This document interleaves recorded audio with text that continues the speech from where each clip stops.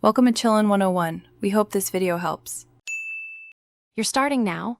Open Premiere Pro and confirm sequence settings match your final output. Frame size and frame rate matter. Import all clips and put them in labeled bins so you don't hunt later.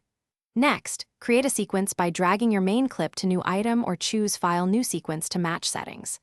Once done, place each source on separate video tracks, V1, V2, V3, so you can position them independently. This gets you ready for layout and transforms. Now you'll arrange the panels.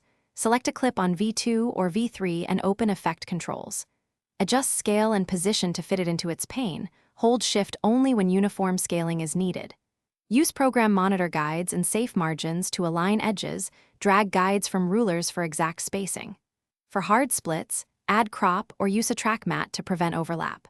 Once you've placed the first two, duplicate or repeat for remaining clips, and fine-tune by nudging position. Finish by polishing.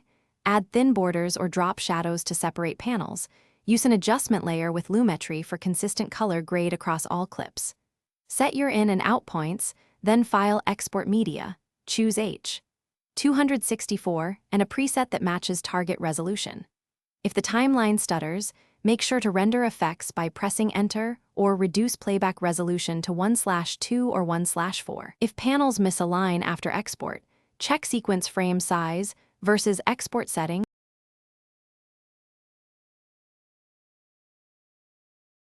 Thanks for watching.